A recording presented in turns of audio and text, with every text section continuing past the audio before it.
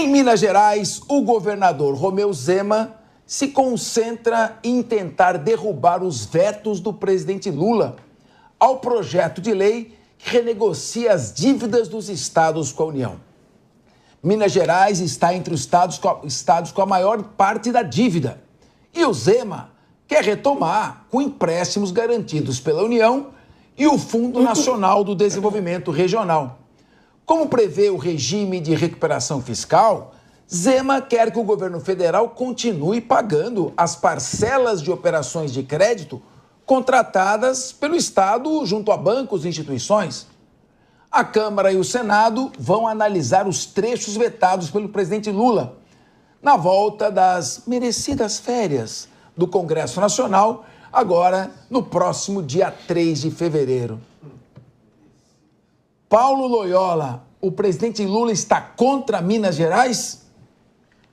O governo Zema, apesar de representar um partido ultraliberal como o Partido Novo, vem falhando miseravelmente no controle das próprias contas públicas e pedindo seguidamente socorro ao governo em função disso. Zema, que inclusive aumentou o próprio salário de maneira absolutamente desproporcional à vida das pessoas, e aí qualquer um pode pesquisar aí o quanto Zema aumentou o próprio salário, foi simplesmente incapaz de fazer gestão das contas públicas, porque é muito fácil fazer discurso fácil para o eleitor de que vai controlar as contas, que vai resolver, que vai desenvolver, que vai isso, que vai aquilo. E o que a população de Minas Gerais vê hoje é um fracasso retundante do governo Zema na questão do controle das contas públicas, causado, em boa parte, inclusive, pelo aumento do próprio salário. E aí, é isso que a gente vê. Um discurso na hora de pedir o seu voto, outra ação na hora de gerenciar o Estado, e aí a culpa é do governo federal. Muito bem.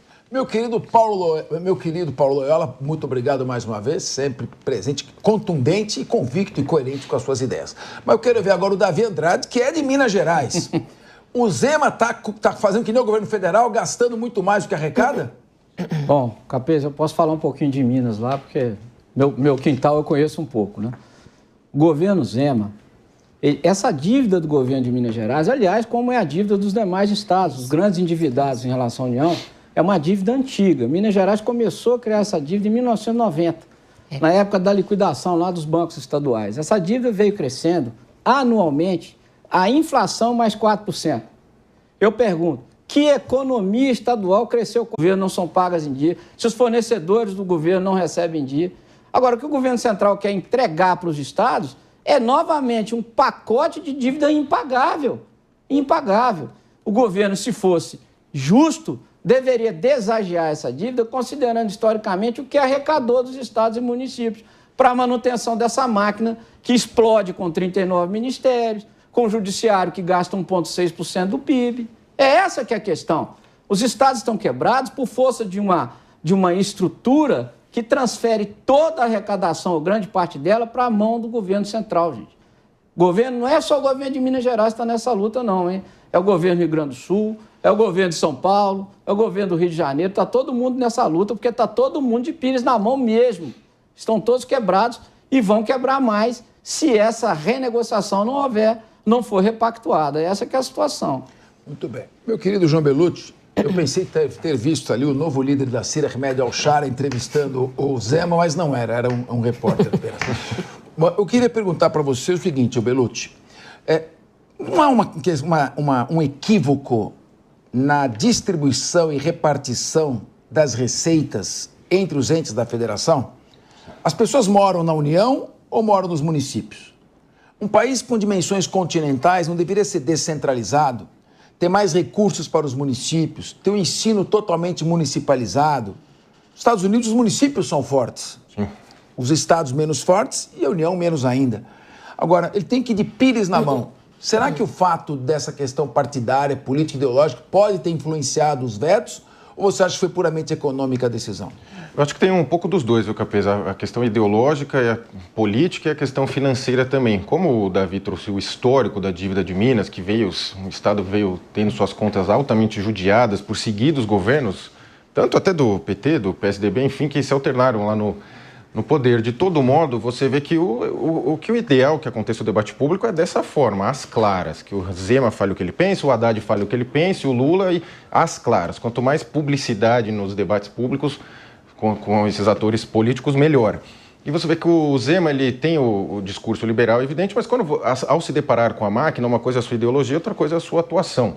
Ele chegou a tomar medidas impopulares, como o aumento do próprio salário, que vinha de uma defasagem de muitos anos, aumentou logo de início o salário dos policiais, que ameaçavam greve, lembrando que é sempre uma categoria muito difícil de se negociar, já que eles têm acesso a armas. Então é sempre uma negociação complexa e todos os estados acabam cedendo, independente da ideologia ser mais liberal na economia ou mais talvez social-democrata, acaba cedendo, não tem o que fazer. Agora, o que se está se perdendo, como você colocou, Capesa, é uma grande oportunidade de novamente rediscutir o pacto econômico, porque o que Minas está dizendo, em verdade, é este dinheiro que está na União já é meu. Eu repasso para a União para depois voltar uma parte, ou seja, União, Minas, São Paulo, Rio Grande do Sul, diversos estados, né, sustentam a União e depois recebem muito menos. Está se perdendo mais uma vez uma discussão, porque quanto mais centralizado o governo, mais cheira a totalitarismo. Nas democracias mais desenvolvidas, quanto mais descentralizado o poder, com mais autonomia dos municípios e dos estados, melhor. Então, mais uma vez, está se perdendo essa grande discussão. Agora, cada lado está vendo o seu ponto. E como foi colocado, os critérios de atualização da dívida... Tem a prioridade de falar mais uma vez, por favor. Só uma observação. O Zema aumentou o salário, isso de fato aconteceu. Mas é importante, viu? O governador Zema, eu não sou político, não tenho nada com o governo de Minas, então acho que estou livre para dizer. O governador Zema não usa aeronave, o governador Zema não usa o Palácio da Liberdade. O Palácio da Liberdade hoje virou um museu, né? Governadores antigos lá moravam no Palácio da Liberdade, moravam no Palácio das Mangabeiras.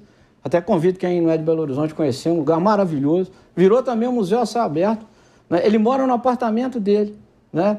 Então, assim, ele não exerce nada do que a gente vê hoje de exercício do mandato, principalmente na esfera federal. O governador Zema, ele tem isso e ele mostra isso, de alguma forma, até como dar um exemplo para o administrador público brasileiro, que não tem que gastar o que não tem, né? Ele não tem que demonstrar riqueza. Aliás, esse é um conceito que foge dos servidores públicos, né? Principalmente dos políticos. Eles nos servem. E não é nós que deveremos servi-los, né? Só que essa moeda já inverteu há muito tempo. É isso que eu queria falar. E diante do que você falou, inspirado aqui no nosso especialista em marketing político, sugiro um lema: o Zema é Zen.